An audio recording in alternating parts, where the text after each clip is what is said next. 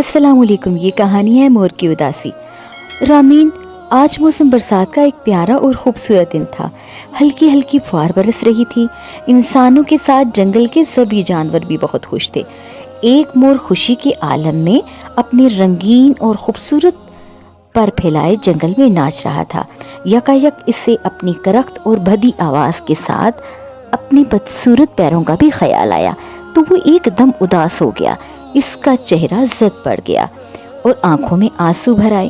اس کی نظر ایک بلبل پر پڑی جو قریبی درخت کی شاخ پر بیٹھا گا رہا تھا۔ اس کی آواز سن کر مور نے خود سے کہا، اس کی آواز کتنی حسین ہے۔ انسان ہو یا جانور، سبھی اس کی آواز کے دیوانے ہیں، لیکن جب میں اپنی آواز نکالتا ہوں تو سب میرا مذاق اڑاتے ہیں۔ میں بھی کتنا بد نصیب ہوں۔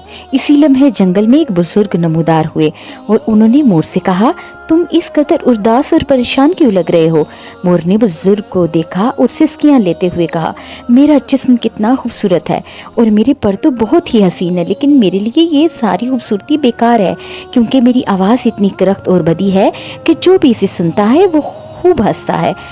بزرگ نے پیار سے کہا، تم وہ واحد پرندے ہو جو اداس اور پریشان دکھائی دے رہے ہو۔ اللہ نے اپنی مخلوق کو بہت سی نعمتیں عطا کی ہیں، تمہیں خوبصورتی اور حسن سے نوازا ہے، عقاب کی طاقت عطا کی ہے، بلبل کی میٹھی اور سریلی آواز ہے، اس لیے اپنی خامیوں پر پریشان مت ہو بلکہ اپنی خامیوں کے ساتھ جینا سیکھو، اسی میں خوش بھی ہے اور اطمینان بھی۔